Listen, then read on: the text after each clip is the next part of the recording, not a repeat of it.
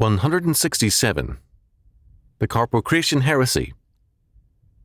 Chalcedon Position Paper, number 190, July 1995. Carpocrates, 2nd century AD, was an early Gnostic pretender to Christianity. He is usually placed in the reign of Hadrian, AD 117 to 138. The Gnostics were many, and each had his own version of Gnosticism, and, if using Christianity, another innovative reinterpretation of Jesus Christ. The importance of the Carpocratians is that we see in them an early example of heresies which have plagued the Church. The Carpocratians held that if any person were pure-souled, meaning that they despised the material world, they would thereby excel Christ. They believed that rebirths, the transmigration of souls, had to precede a final release. The continual rebirths had a purgatorial function. Irenaeus said of these people, "Faith and love constitute the essential thing. Externals are of no importance. But he who can abandon himself to every lust without being infected by any, who can thus bid defiance to the laws of those mundane spirits, will, after death, rise to the unity of that original monad." The Carpocratians also rejected the Old Testament. Pictures of Christ were common among them, and they were the first sect claiming to be Christian which used such things. Although there were Jewish Gnostics, most Gnostics were hostile to Jews as well as to the Old Testament, which was held to be restrictive and materialistic.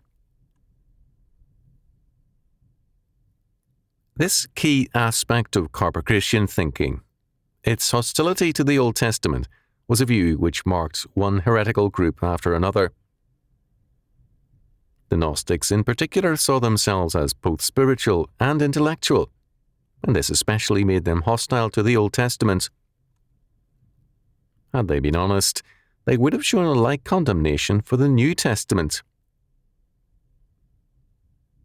Greek philosophy is abstractionist and intellectual, and the Bible is hostile to abstractionism. Instead of quote-unquote principles, the Bible offers us concrete things such as the person of God.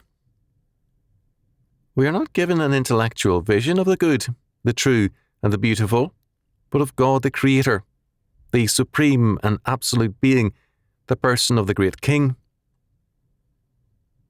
Instead of truth as an abstract principle, truth is the person of God, revealed to us in God the Son.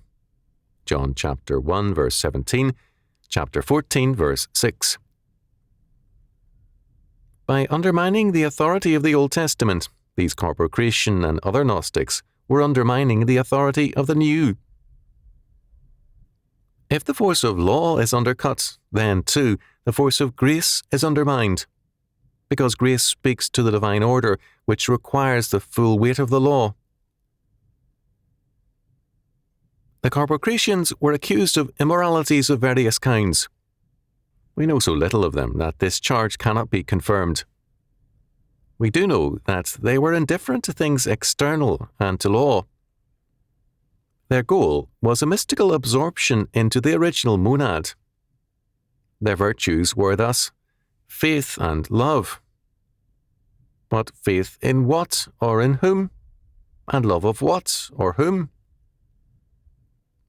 Faith abstracted from God, and love separated from ethics, to be made in and of itself a moral system, have no moral content. I know people strong in faith and love towards evil ends. Antinomian faith and antinomian love are alike evil. If you say the law is not good, you have said that God is not good, because the law expresses his being. As an organized group, the Carpocratians disappeared very early, but their general temper has remained a preference for myth over history, and exaltation of antinomianism as quote-unquote spiritual, and the replacement of God's law with man's love. Together with this is the illusion that such thinking represents a higher way and a moral, holy life. Ancient errors are still with us in newer forms, but the same unchanging and scriptured Word of God confounds them always.